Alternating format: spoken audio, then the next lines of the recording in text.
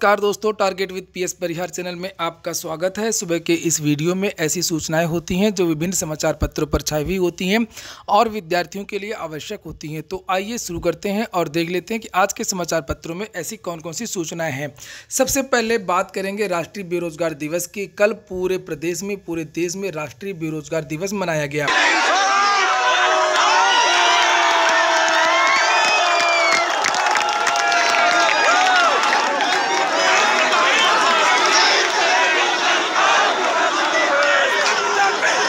ये जो तस्वीरें आप लोग देख रहे हैं, ये प्रयागराज सलोरी की तस्वीरें हैं। कल पूरे दिन प्रयागराज में, वाराणसी में, लखनऊ में जगह जगह विद्यार्थियों ने प्रदर्शन किया। विद्यार्थियों का विरोध है संविदा भर्ती प्रस्ताव का कि जो सरकारी नौकरियों में जो संविदा का प्रस्ताव लाया गया है उसको सरकार शीघ्र से शीघ्र वापस ले।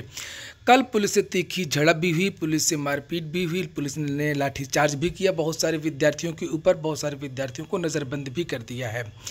कल मैंने आप लोगों को बताया था कि 2-3 छात्र अभी भी हैं जो पुलिस की हिरासत में हैं, उनको अभी छोड़ा नहीं गया है।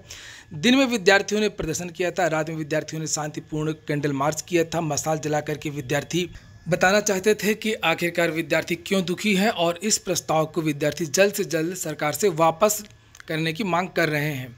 कल अनोखी तरह से भी जो राष्ट्रीय बेरोजगार दिवस है, प्रधानमंत्री नरेंद्र मोदी के जन्म दिवस है, उस पर विद्यार्थियों ने मनाया। यहाँ देख सकते हैं पीएचडी चाय वाला यानी विद्यार्थी जो बेरोजगार हैं वो विद्यार्थी इस तरीके से, इंजीनियर पकौड़े वाला देख सकते हैं आप लोग, वकील मूंगफली वाला, इस तरीके से अनोखे अंदाज में मनाया गया प्रधानमंत्री मोदी का जन्म दिवस। ये देखिए गुब्बारे भी उड़ाए गए काले, लिखा है राष्ट्रीय बेरोजगार दिवस। और इसी तरीके से ये देखिए एडवोकेट मनोज लुबाना चाय वाला और जूतों का डॉक्टर, पढ़े लिखे जो विद्यार्थी हैं वो जूता पॉलिश करके दिखाया उन्होंने और चाय बेच करके दिखाया। बहुत सारी चीज़ें अलग अलग करके विद्यार्थियों ने दिखाया कि आखिरकार उनको नौकरी नहीं मिल रही है।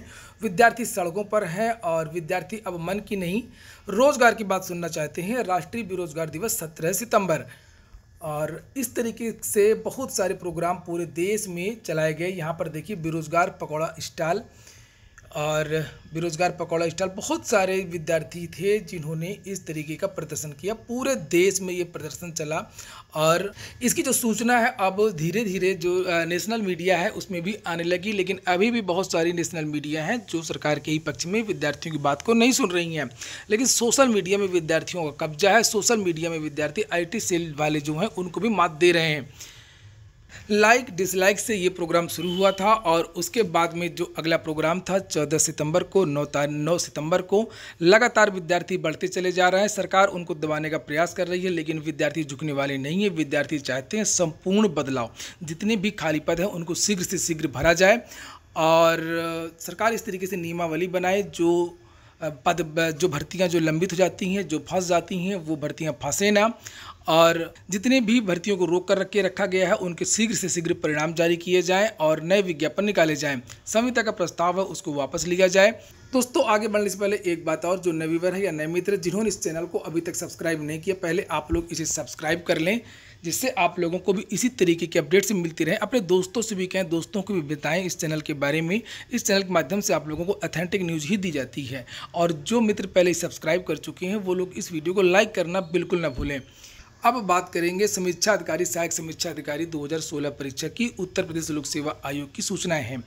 लिखा है RO-ARO 2016 में 18 गुना पास किए जाएंगे विद्यार्थी। इसके बारे में मैंने कल ही वीडियो बना दिया था और आप लोगों को रात में बता दिया था। लिखा है उत्तर प्रदेश लोक सेवा आयोग की समीक्षा अधिकारी, सहायक समीक्षा अधिकारी भर्ती 2016 की प्रारंभिक परीक्षा में 18 गुना अभ्यर्थी मुख्य परीक्षा के लिए उत्तीर्ण किए जाएंगे। इस मामले में गुरुवार को आयोग सचिव जगदीश ने स्थिति स्पष्ट की। उन्होंने कहा कि प्री परीक्षा में 13 गुना अभ्यर्थी उत्तीर्ण किए जाने की बात अफवाह है। RO-ARO प्री 2016 में माइनस मार्किंग को लागू किया जाएगा क्योंकि यह निर्णय 2019 में लिया गया था और विज्ञापन में इसके बारे में उल्लेख नहीं था। ज्ञात हो कि RO-ARO असल में बहुत सारे विद्यार्थी जो है वो कोर्ट चले गए थे और उनका कहना था कि जो मूल विज्ञापन है उसमें बदलाव नहीं किया जा सकता है और इसी के बारे में जो आयोग है वो बैकफुट पर आ गया है और वो अब कोई भी बदलाव इस पर नहीं होगा। 18 गुना विद्यार्थी ही पास किए जाएंगे। इसके बाद में अगली सूचना है उत्तर प्रदेश लोक सेवा आयोग की है कि कंप्यूटर सहायक की जो परीक्षा हुई थी उसका जो परिणाम है वो घोषित कर दिया गया। अब इसके बाद में एक टाइप टेस्ट होगा। 151 विद्यार्थी उसमें सफल हुए हैं। 13 पदों के लिए ये भर्ती थी। 8,595 अभ्यर्थियों ने परीक्षा दी थी। तो जिन विद्यार्थियों ने भी ये परीक्षा दी हो वो अपना जो परिणाम है वो लोक सेवा आयोग की वेबसाइट upsc.up.nic.in पर देख सकते हैं। अगली सूचना है सिविल सेवा परीक्षा की। बहुत सारे विद्यार्थी पूरे देश से मांग कर रहे थे कि जो IAS की परीक्षा होती है, जिसे यूपीएससी कहते हैं, यूपीएससी की परीक्षा से सीसेट हटा दिया जाए। कई दिनों से मांग चल रही थी, जिससे जो हिंदी भाषी के जो छात्र हैं उनका चयन नहीं हो पाता था, क्योंकि इस तरीके के सिलेबस है। सीसेट में ही इंग्लिश रहती है और रीजनिंग रहती है, मैथ रहता है, बहुत सारी चीज़ें ऐसी रहती हैं जिससे ग्रामीण जो क्षेत्र के जो विद्यार्थी हैं वो बाहर हो जाते हैं। उसके बारे में सरकार की तरफ से बयान आया है कि इसको हटाया नहीं जाएगा। लिखा, केंद्र सरकार ने गुरुवार को स्पष्ट किया कि सिविल सेवा परीक्षा से सिविल सेवा एप्टीट्यूड टेस्ट को हटाने का कोई प्रस्ताव नहीं है। देश में संघ लोक सेवा आयोग सिविल सेवा परीक्षा का संचालन करता है। इसके 3 चरण होते हैं, प्री, मेंस और इंटरव्यू। इन परीक्षाओं के माध्यम से देश में भारतीय प्रशासनिक सेवा IAS, भारतीय विदेश सेवा IFS और भारतीय पुलिस सेवा IPS सहित कुछ अन्य पदों के लिए अधिकारियों का चयन होता है। सीसेट सिविल सेवा परीक्षा के प्राथमिक चरण का हिस्सा है। राज्यसभा में एक लिखित सवाल में पूछा गया था कि क्या सिविल सेवा परीक्षा के लिए सीसेट को हटाने का सरकार के पास कोई प्रस्ताव है। इसके जवाब में कार्मिक, लोक शिकायत एवं पेंशन मंत्रालय में राज्य मंत्री जितेंद्र सिंह ने कहा कि नहीं, यह पूछे जाने पर कि क्या, तो कुल मिलाकर के अब जो है ये निश्चित हो गया कि सीसेट अभी लोक सेवा आयोग से हटने वाला नहीं है। तो जब लोक सेवा आयोग से नहीं हटेगा तो यूपीएससी से कैसे हट सकता है, क्योंकि यूपीएससी भी लोक सेवा आयोग की तर्ज पर ही जा रहा है। अगली सूचना है ITI की। ITI की भी 2 सूचनाएं हैं। एक तो ये है कि इसकी जो मेरिट सूची है वो अगले सप्ताह आ जाएगी। इस बार जो एडमिशन हुआ है वो मेरिट के आधार पर हुआ है। लिखा, प्रदेश के राजकीय व निजी ITI संस्थानों में दाखिले के लिए मेरिट सूची अगले सप्ताह जारी की जाएगी। 4,70,000 से ज़्यादा छात्र छात्राओं ने प्रवेश के लिए आवेदन किया है। और इसके बाद में जो एक और सूचना है कि ITI में अब एक बड़ा बदलाव होने जा रहा है, और वो बदलाव ये कि जो सेमेस्टर प्रणाली होती है वो ख़त्म की जा रही है। ये देखिए यहाँ पर लिखा कि ITI में खत्म हुआ सेमेस्टर सिस्टम। राजकीय और निजी औद्योगिक प्रशिक्षण संस्थानों में अब सेमेस्टर से नहीं, वार्षिक परीक्षा के आधार पर मूल्यांकन होगा। पहले 6 महीने में परीक्षा होती थी, सत्र पूरा करने में भी परेशानी का सामना करना पड़ता था। इसे लेकर निजी संस्थानों ने विरोध दर्ज कराया है। पिछले वर्ष सेमेस्टर परीक्षाएं सिस्टम से न कराए जाने का प्रस्ताव भेजा गया था, जिस पर सहमति होने के बाद सिस्टम बदल दिया गया। तो अब जो है वार्षिक प्रणाली ITI में चलेगी। अगली सूचना है SSC की। लिखा है, SSC ने दिया परीक्षार्थियों को केंद्र बदलने का मौका। SSC ने परीक्षार्थियों को परीक्षा केंद्र बदलने का मौका दिया है। CHSL परीक्षा 2019 टियर 1, CGL परीक्षा 2019, जूनियर इंजीनियर भर्ती 2019, stenographer grade C and D परीक्षा 2019, सिलेक्शन पोस्ट 7 परीक्षा 2020 के परीक्षार्थियों को ये सुविधा दी गई है। यह निर्णय कोरोना संक्रमण को देखते हुए 12 अक्टूबर से 18 नवंबर के बीच प्रस्तावित परीक्षाओं के लिए लिया गया है। आयोग की ओर से कहा गया कि पहले चुने गए परीक्षा केंद्र से यदि अभ्यर्थी संतुष्ट नहीं है तो वह उसे बदल सकते हैं। इसके बाद में नीचे लिखा है कि आज से करें आवेदन। CHSL के अभ्यर्थी 18 से 20 सितंबर के बीच में अपना केंद्र बदल सकते हैं। वेबसाइट यहाँ पर देख सकते हैं। इसके बाद में अगली सूचना कि SSC बहुत जल्दी परीक्षाओं की जो तिथियां हैं वो भी घोषित करने वाला है। ये देखिए यहाँ पर लिखा हुआ है कि 22 सितंबर को जारी होंगे 5 बड़ी भर्ती परीक्षाओं के कार्यक्रम। कर्मचारी चयन आयोग की ओर से 2020-21 में होने वाली 5 बड़ी भर्ती परीक्षाओं की तैयारी शुरू कर दी गई है। इन 5 बड़ी परीक्षाओं में junior engineer, stenographer grade C and D परीक्षा, combined graduate level CGL, combined higher secondary level CHSL और मल्टीटास्किंग नॉन टेक्निकल स्टाफ मुख्य रूप से शामिल है। इसके अलावा दिल्ली पुलिस में सब इंस्पेक्टर एवं CAPF परीक्षा, junior Hindi translator, junior translator, senior Hindi translator समेत अन्य परीक्षाएं भी आयोजित होंगी। इन भर्ती परीक्षाओं की जो तिथियां वो 22 सितंबर को घोषित कर दी जाएंगी। कुछ सूचनाएं दरोगा भर्ती की भी हैं। इसके बारे में मैंने कल ही आप लोगों को बता दिया था कि दरोगा भर्ती के लिए तय नहीं हो पा रही है परीक्षा एजेंसी। जो टेंडर जारी किए गए थे, जो एजेंसी परीक्षा कराएगी, उसमें केवल 2 ही एजेंसियों ने आवेदन किया था, जबकि मानक 3 का है। इसलिए उसको स्थगित कर दिया गया है, निरस्त कर दिया गया है और फिर से आवेदन मांगे गए हैं कि कौन सी एजेंसी ये परीक्षा कराएगी। इसकी वजह से भी दरोगा भर्ती अभी लेट हो सकती है।